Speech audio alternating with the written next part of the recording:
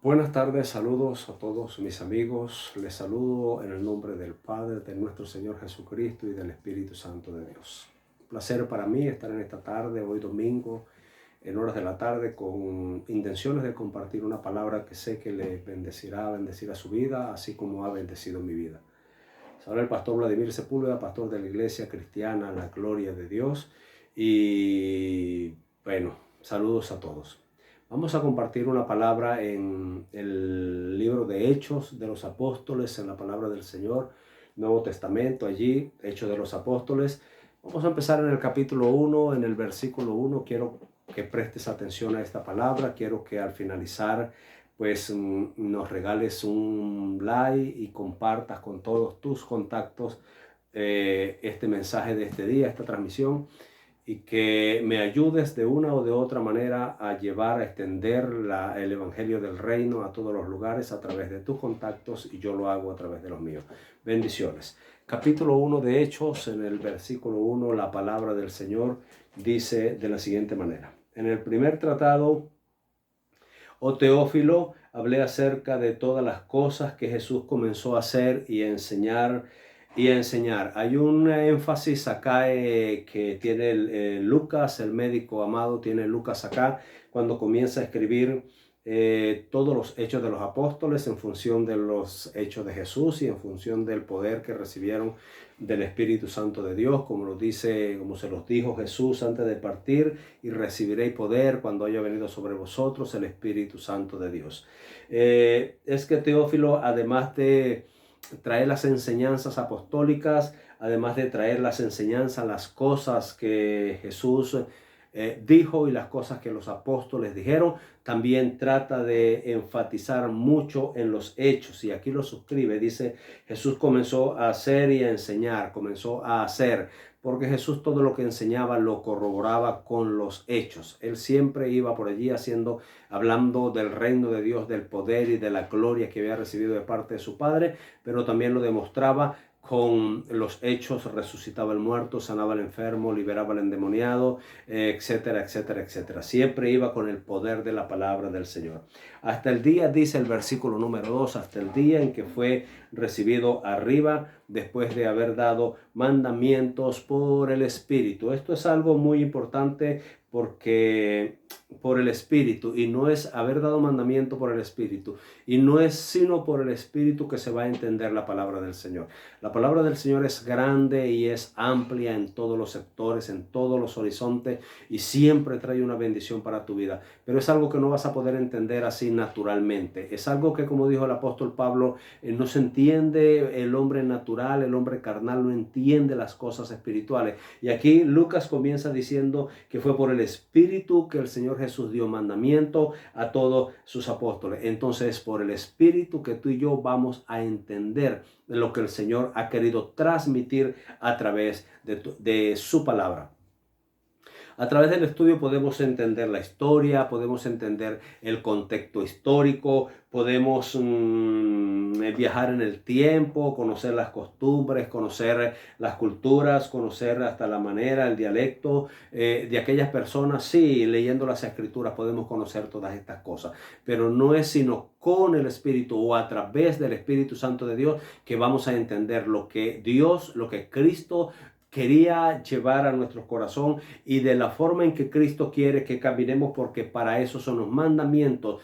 Para eso son los mandamientos y las leyes, para enseñar un camino, para asegurarse de que nosotros caminemos conforme a su voluntad. Pero no es sino solo a través del Espíritu Santo, porque fue a través del Espíritu Santo que el Señor dio mandamiento a los apóstoles que Él había escogido. Sigue diciendo la palabra del Señor: a quienes también, después de haber padecido, el Señor Jesucristo, después de haber padecido, se les presentó vivo con muchas pruebas que no admiten duda, dice la palabra del Señor, apareciéndoseles durante 40 días y hablándoles acerca del reino de Dios. Mire lo que dice el versículo 3, hay algo allí muy importante. Dice: a quienes también, después de haber padecido se les presentó vivo. Por eso que nosotros los cristianos evangélicos no cargamos un Cristo muerto, no presentamos un Cristo muerto, no llevamos una cruz donde quiera que vamos, no cargamos una cruz acá en el pecho, no tenemos cruces en nuestras casas, no tenemos cruces en los lugares donde nos reunimos, a lo que popularmente se les conoce como iglesia, no tenemos cruces en ningún lado porque la cruz representa muerte y Cristo no se les presentó muerto. El recuerdo que los apóstoles tienen de Jesucristo y la visión, lo que los apóstoles vieron de Cristo, lo último que los apóstoles vieron de Cristo fue a un Cristo vivo, no a un Cristo muerto. Recordaron que Cristo estuvo muerto en un tiempo porque les dijo: miren mis manos, aquí están los clavos, la seña de los clavos, miren mi costado, aquí está mi costado perforado. Le dijo a Tomás: mete tu dedo y mete tu mano en mi costado y cree que yo soy el Cristo que he resucitado. De no haber sido por eso, la imagen que los apóstoles conservaron de Jesucristo fue de un Jesucristo vivo. No cargamos cruces para arriba y para abajo, no andamos predicando un Cristo crucificado, andamos predicando a un Cristo resucitado, que resucitó con poder y gran gloria, como lo dice las Escrituras, que se les presentó a los apóstoles con pruebas que no admiten ningún tipo de duda, con pruebas indubitables, apareciéndosele no una vez,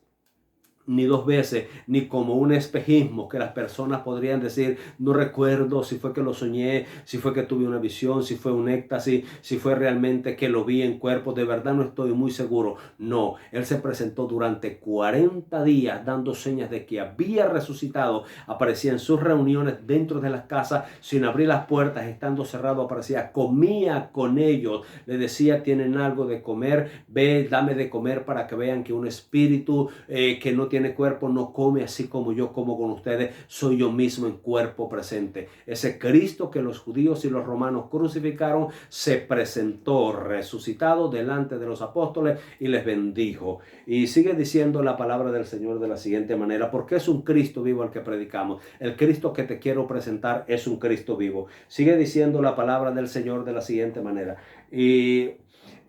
Durante 40 días hablándoles acerca del reino de Dios. El Señor se presentó con pruebas indubitables, hablándole acerca del reino de Dios, hablándole acerca de las bendiciones del Padre, acerca de dónde Él iba, etcétera, etcétera, acerca del reino de Dios hablándole. Y sigue diciendo el versículo 4, y estando juntos les mandó que no se fuesen de Jerusalén. Un último mandamiento les dio, le dijo: no se vayan de Jerusalén. ¿Por qué no se vayan de Jerusalén? Porque Jesús sabía lo que venía. Jesús, el futuro y el pasado, es un eterno presente en este Cristo glorificado. El futuro y el pasado es un eterno presente en Dios. Por eso Cristo les dijo: no se vayan de Jerusalén, no se vayan de Jerusalén, sino que esperasen la promesa del Padre, la cual les dijo: oíste de mí. O sea, no se vayan, esperen la promesa del Padre. ¿Y cuál era la promesa del Padre? Que Él iba a derramar de su espíritu sobre toda carne. No se vayan. Hacía algunos días que se habían celebrado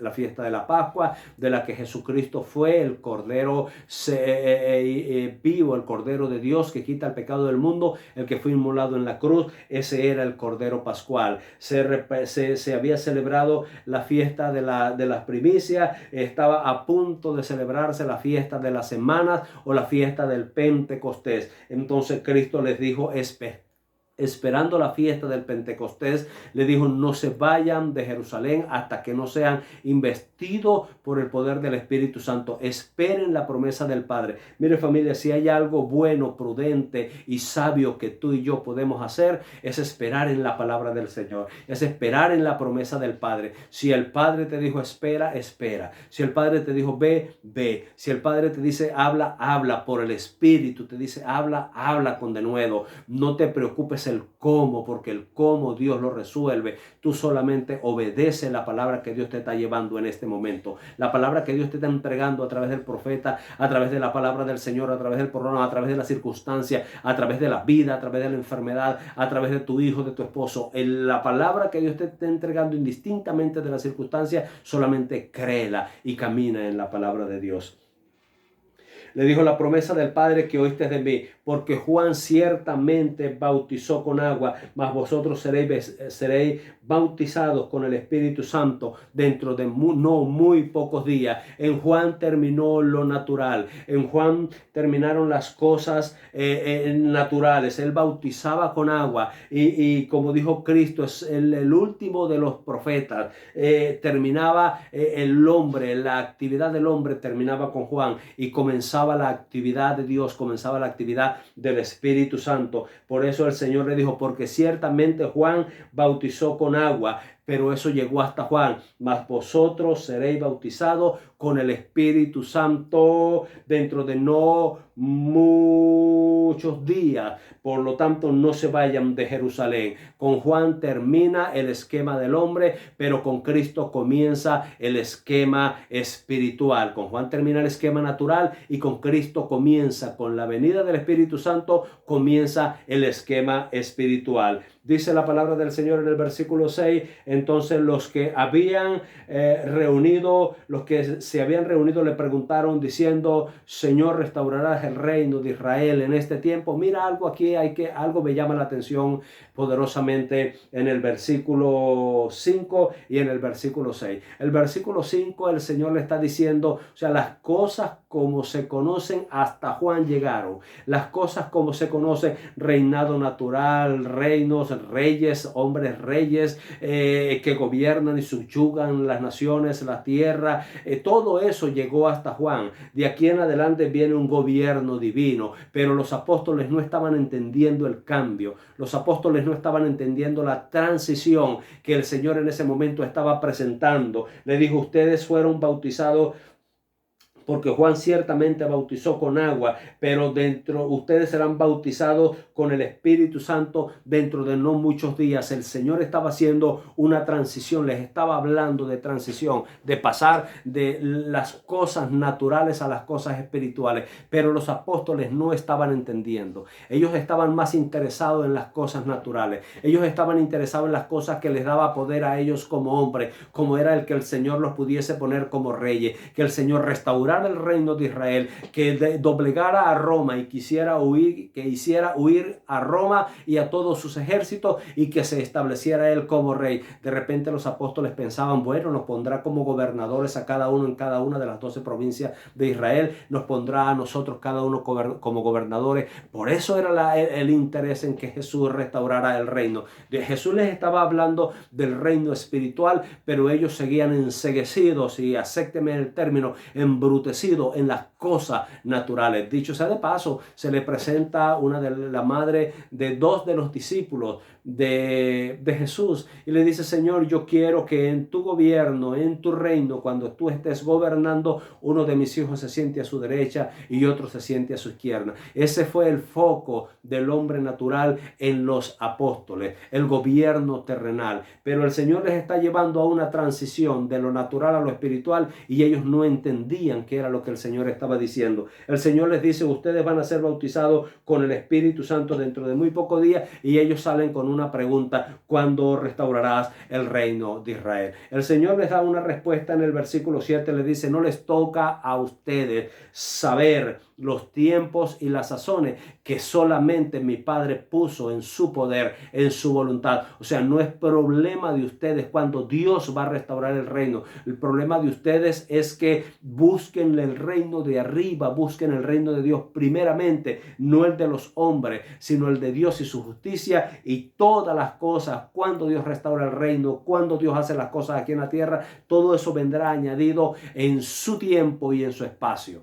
Pero nosotros busquemos nada más el reino de Dios y su justicia. Le dijo: en su sola potestad, pero ustedes van a recibir poder. Ellos de repente se alegraron cuando Jesús les dijo: ustedes van a recibir poder, porque ellos lo que andaban buscando era el poder terrenal. Ellos lo que andaban buscando era una corona, un cetro, un manto real, y tener un pueblo a quien gobernar, a quien decirle las cosas. Eso era lo que ellos andaban buscando. El Señor les dijo: pero recibiréis poder cuando haya venido sobre vosotros el Espíritu Santo, y me seréis testigo, porque hasta para ser testigo del Señor necesitamos el poder del Espíritu Santo. Y si no me cree a mí, pregúntele a todos los mártires, por darte un ejemplo de las primeras 10 persecuciones que se dieron a la iglesia en los primeros 300 años de historia de la iglesia. Desde el año 100 hasta el año 200, o vamos a decirlo de otra manera, en los primeros 200 años de historia de la iglesia, en los primeros 300 años de nuestra era,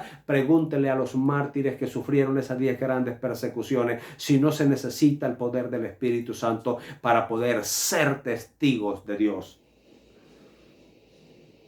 En todo, en tu familia, dice la palabra del Señor, Judea, Samaria, Jerusalén, hasta lo último de la tierra. Y habiendo dicho esto, habiendo dicho estas cosas, viéndolo ellos, fue alzado y le recibió una nube que le ocultó de sus ojos. Ellos estaban esperando que el Señor diera una orden: vaya y tumben al gobierno, vaya y tumben a Herodes, vaya y tumben al rey, vaya y tumben los gobernantes, vaya y tumben los alcaldes, los alguaciles que están puestos por Roma. Yo les voy a dar el poder para que vayan y hagan eso, y ustedes se establezcan sobre ellos y subyuguen toda la población y toda la tierra que yo les voy a entregar. Estaban esperando eso, pero mientras que el Señor les dijo: ustedes me serán testigos, mientras que el Señor le está dando el último mandamiento: ustedes me van a ser testigos, dice la palabra del Señor, que habiendo dicho estas cosas, viéndolo ellos, fue alzado y recibido. Fue alzado y le recibió una nube que le ocultó de los ojos. Ellos estaban esperando en Jesús. Ellos estaban acostumbrados. Tuvieron aproximadamente 3 años acostumbrados a que Jesús en persona, toda la problemática que se le presentaba, corrían a Jesús y lo traía. No tenemos con qué alimentar esta gran multitud. Jesús, ¿qué hacemos? No tenemos con qué alimentar. Jesús les dijo: ¿qué tienen por ahí? No solamente unos pocos panes y unos pocos peces, tráiganlo. Y Jesús se encargó de alimentar la multitud. Jesús: no tienen vino, se les acabó el vino. Jesús le dijo: ¿qué tienes conmigo, mujer? Traigan los cántaros. ¿Cuántos cántaros hay? Esto, échenle agua. Ahora pruébenlo, sáquenlo y llévenlo al maestresala. Le llevaron el agua convertido en vino. Siempre Jesús se lo llevamos al maestro, se lo llevamos a sus discípulos, y no fueron capaces de hacer nada por el hijo. ¿Dónde está el hijo? Traerlo fuera, quedó liberado. El resucitar el muerto, vamos donde Lázaro. Jesús: no vamos allá porque allá busca para matarte. No importa, para eso he venido. Vamos donde Lázaro. Lázaro, ven fuera. Y Lázaro resucitado. Entonces se creó una dependencia de la persona física de Jesús. Entonces aquí ellos estaban esperando en Jesús respuestas y respuestas, y Jesús fue tomado, recibido en el cielo, y vino una nube y le ocultó. Pero miren lo que sigue diciendo: y estando ellos con los ojos puestos en el cielo, entre tanto que él se iba, he aquí se pusieron junto a ellos 2 varones con vestiduras blancas, los cuales también dijeron: varones galileos, ¿qué estáis mirando al cielo? ¿Dónde tenían ellos la vista puesta cuando vieron la visión? 2 ángeles con vestiduras blancas, dos varones con vestiduras blancas. ¿Dónde tenían ellos la vista puesta? Tenían la vista puesta en el cielo. Tenían la vista puesta en Jesús. Estaban esperando del cielo una respuesta, y del cielo les vino la respuesta. Miren, familia, indistintamente de la circunstancia, ya ellos no podían ver a Jesús. Ya una nube había ocultado a Jesús, pero ellos seguían con su mirada puesta en el cielo, sabiendo que la respuesta para ti y para mí siempre va a venir de lo alto, del Padre de todas las luces, en el cual no hay ni sombra, ni mudanza, ni sombra de variación. Cuando tu mirada está puesta en el cielo, la respuesta está pronta a venir, indistintamente de la nube de tu circunstancia que te impide mirar con claridad el rostro de Jesús, indistintamente de la nube que esté ocultando.